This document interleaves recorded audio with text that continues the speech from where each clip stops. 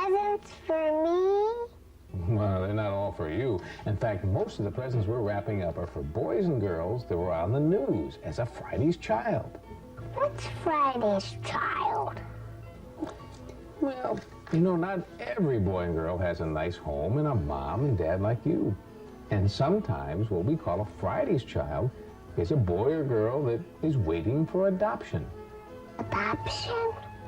Yeah, adoption. That may seem like a pretty big word, but what it means is a child is looking for a home where they can live for the rest of their lives. And a mommy and a daddy come along and they want to make that child a part of their home. And so they adopt him. Is Santa gonna deliver all these presents? Well, I don't think so. I think maybe I'll deliver these myself over the next couple of days. But we better hurry and get these wrapped so we have them all done in time.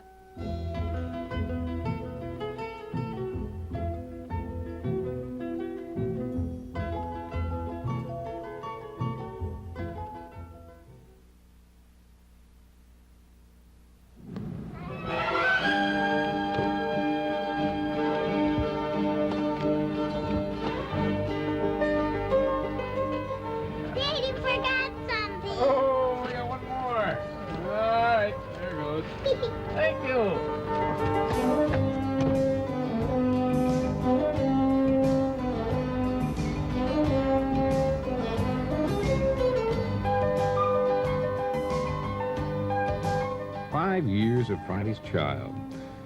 Let's see, who was that first child? That's right, Henry. Then there was Lonnie, Quentin, Marcia, Louis. A lot of names, a lot of children.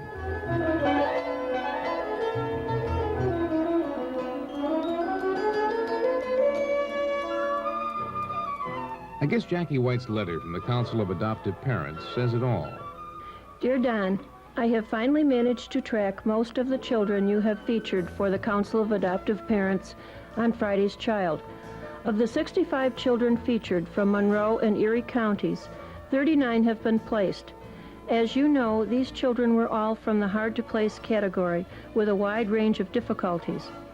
We feel this 60% placement rate of such children is remarkable. In addition, you have also provided the Channel 13 viewing area with a keen sensitization for the needs of these children. We look forward to working with you again as more children become available. My best for the holidays, Jackie. Jackie, visiting these kids is going to make my holiday. First stop, David, Chris, and Lenny. Let's see, it was back in May of 1980 that we first featured the three brothers. I heard you guys made up a song. We'll try that. Comb, comb, comb your hair all around your head. Brush, brush, brush, send them off to bed. Let's try that again. Comb, comb, comb your hair all around your... Keep trying.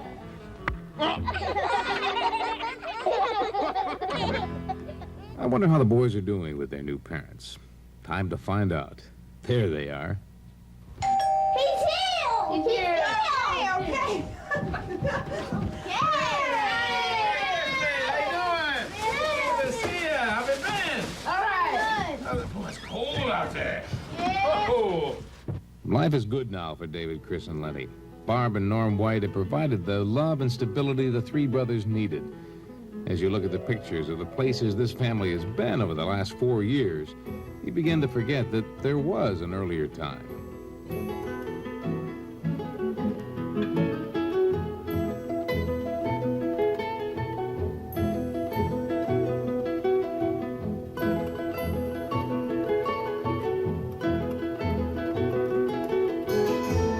But there was an earlier time, and it has taken time for the boys to put it behind them. David found it hard to understand we were their third set of parents, and to Chris and Lenny it was easily forgotten, but to David it was, if everyone loved me, how come I keep getting moved along the line? And it took a lot, and it's hard to explain to a child who's only 6 but yet they are so old beyond their years that I realize simple explanations don't work for them, and they need to hear the whole truth sometimes, which I don't think I can take, and yet we have to share it with them. We've always been honest, and we find that it works best with them. All three of the boys are enjoying school more than ever, and Chris and Lenny have even begun advising other youngsters who are facing adoption. What I would say, don't be scared. I'm not scared. When I moved in, I was a little bit scared and a little bit shy. But then I got to know it real well. No, I want to hear. The toughest adjustment for Norm and Barb has been the change from being a childless couple to being the parents of three energetic boys.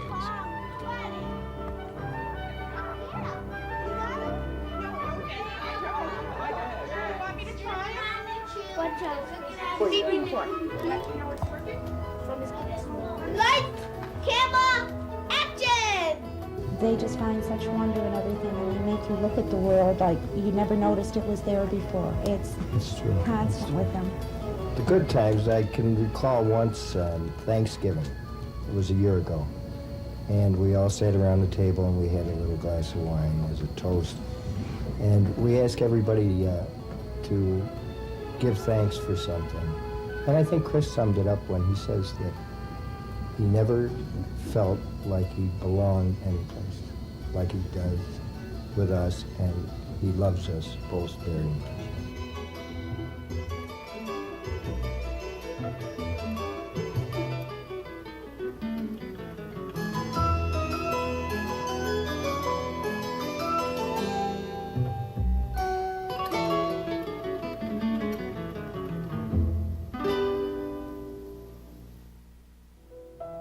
It's dinner time in the Wilcox household. At the table, Dad, Mom, Tanya, Artis, Ronald, also known as Carlton, Marcus, and Jerrill. Jerrill has been a part of the Wilcox family for 3 years now. We saw him as a Friday child on TV, matter of fact, and we thought, oh, he's just the right person. Right little boy, you know. So from that moment, we went out seeking to get him, and we got him.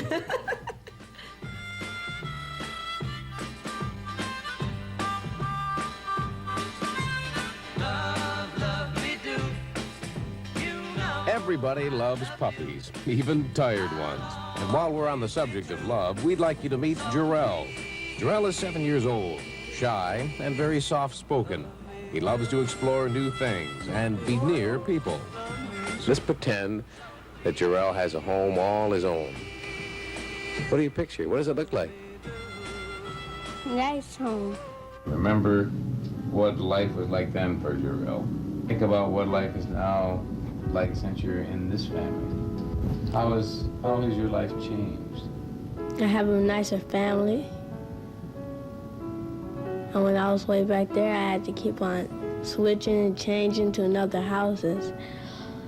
This one is real good, but the ones that I switched to, it wasn't too good.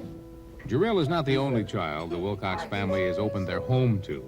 Artis came to the family a year and a half after Jerrill. Ron Wilcox says black families have a responsibility to children like Jerrill and Artis. And I believe when we can reach out and get these kids that need parenting, channel them and show them the right way and get that resource back in sync, then we can really do something in America. I mean, the black families in America, there's a great need for some to come forth. I mean, you know, we have everybody come out of closets. It's time for us to come out of the closet and go get these kids and show them that we love them. Jerrill has done well in the Wilcox home. Schoolwork is improving and behavioral problems are decreasing. The Wilcoxes say Jerrill and Artis have brought just as much love into the family as they have taken from it. As for Jerrill, he says his thanks each night when he says his prayers. And for having nice parents, nice brothers and sisters, and a real nice father that you can depend on, and a mother too. What an impact a good family can have on a child. It'll be a long time before I forget this night.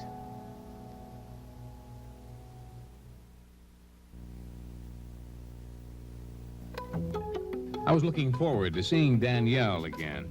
It had been 4 years since she tried to teach me the basics of roller skating. When I saw her through the window of her home, it seemed like only yesterday.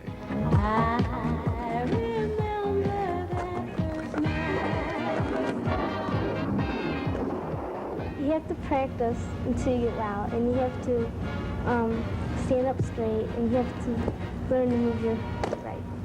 What do I do with my feet, huh? When you're on your left foot, you put your right foot to the side. When you're on your right foot, you put your left foot to the side and push off like.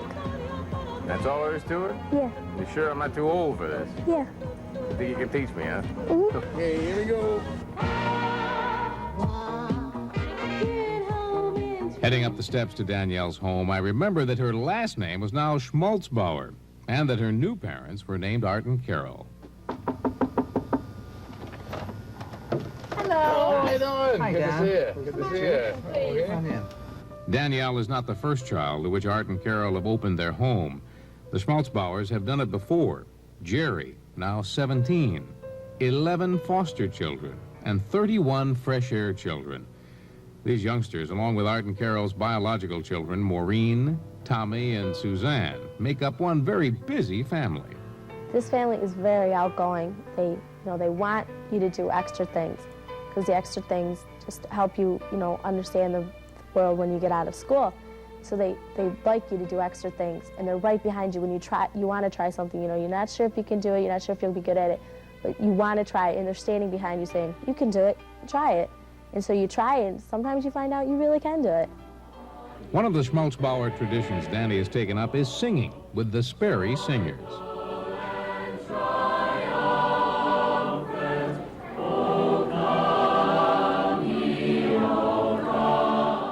Caseworker Carol Barona knew Danny would fit in with the Schmaltzbauer family after her first meeting with them.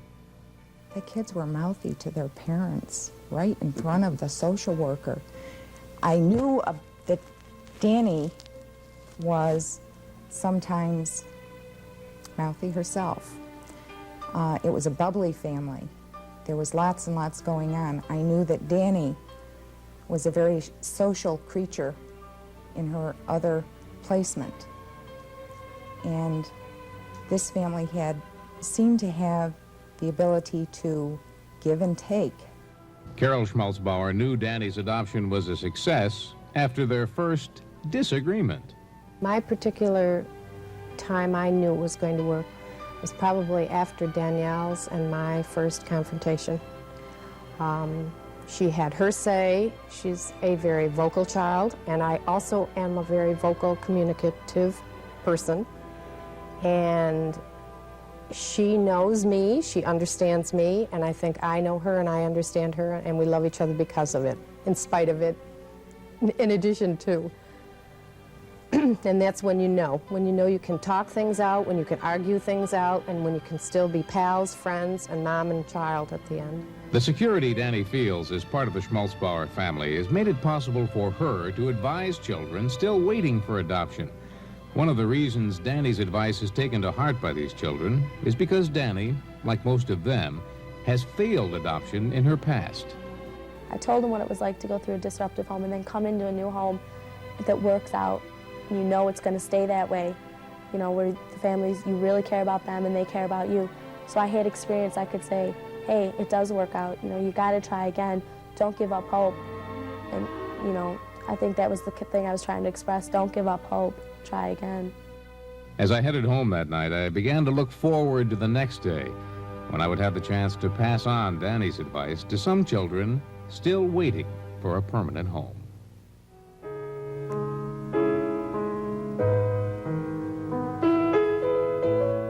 David, like many of the children featured on Friday's Child, has been through an emotional roller coaster ride that few of us would wish on any child. He thought the ride had come to an end last year when a single parent reached out to adopt him. Unfortunately, things didn't work out, and David found himself back at Hillside. I was doing good. Even my social worker even told me, and it was none of my fault. He just thought it wouldn't be good for us to be together because he wasn't a good enough father, he said. Was that tough for you? Yeah, it was kind of tough because you had you have had a good day in school, you're really anxious to get home, play with your friends, talk to your father, do your homework. And he just came to my school that day and just said, well, I can't be your father anymore. David is 12 years old. He's trying to put the bad experiences behind him. One of the ways he's doing that is by staying active. Me and my friends in Syracuse used to kind of break dance. It's a hobby that I really like, and I do it mostly every day. How long does it take to really get the techniques of that? That could be, you're in good shape for that. Yeah, you have to have very good strength to do some of it, and you have to have good relaxation in your body.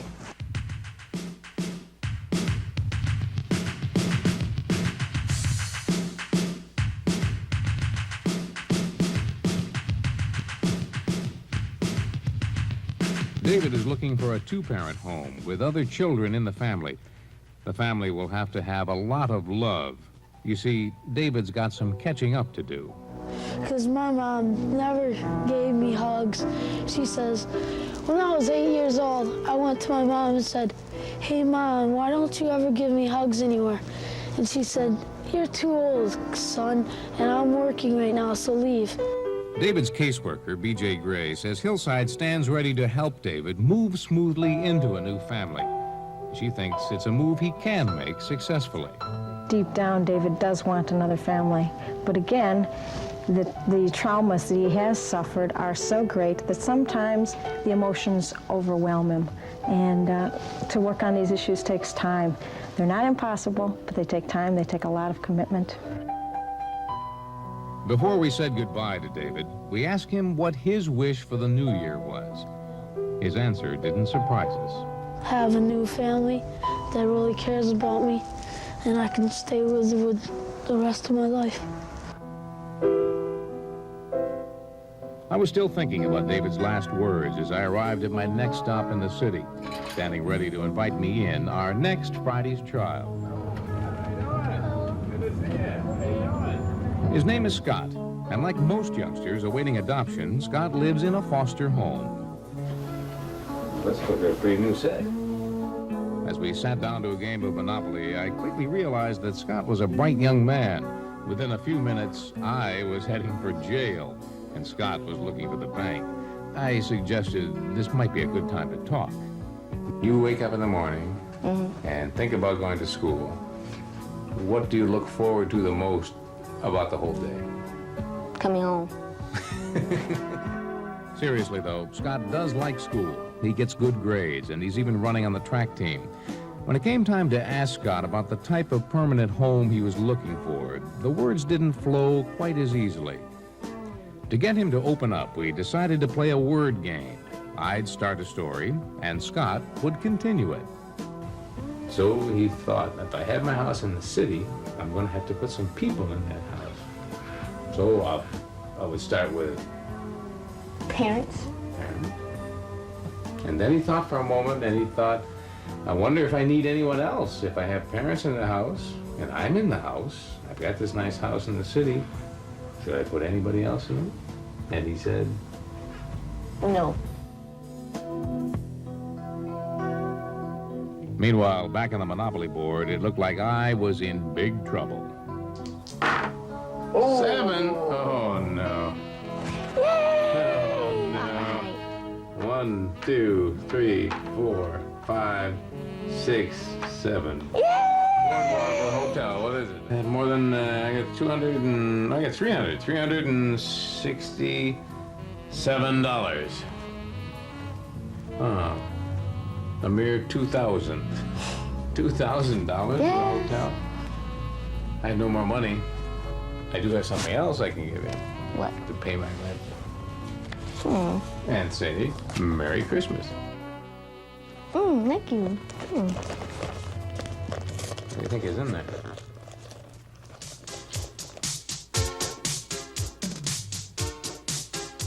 As I headed across town, I was already looking forward to meeting our next Friday's child.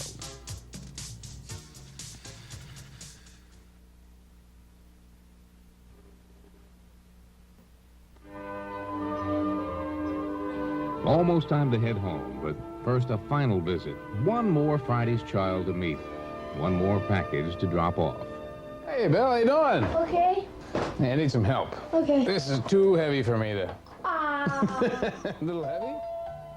His name is Bill. He's 12 years old, and he has a talent for making things. That's why I knew he'd like the gift we had for him.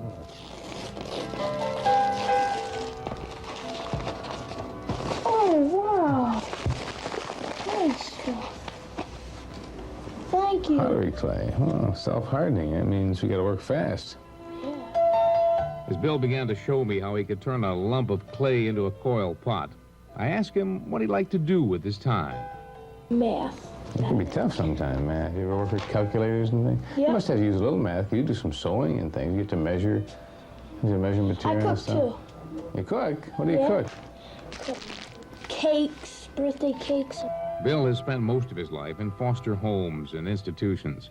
As a result, he can be tough to get along with and slow to place trust in adults. Yet, despite all this, he's ready to try it again in a permanent home. There's what you could call That's pretty good. a coil pot. What would Bill wish for if he could have just one wish? At first, he said all the money in the world. Then, he changed his mind. This thing has nothing to do with the money. Money can't buy you love. Love's pretty important. Yeah. Yeah. Do you think of anything more important than love? I don't know. A family.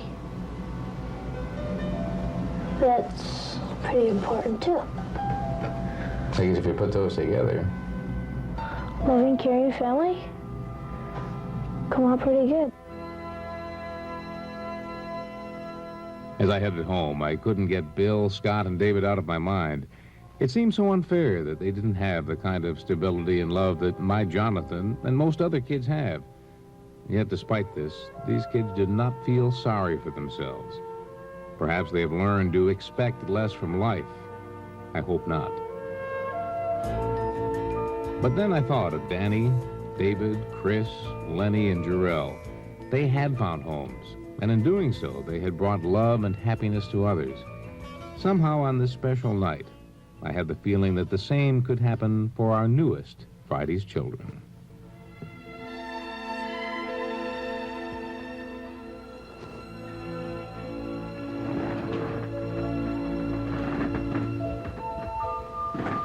Did Santa come yet? No, Santa didn't come yet. But this Santa Claus is all done. You know, all those presents you and I wrapped, Yeah. they've all been delivered. Good night, son.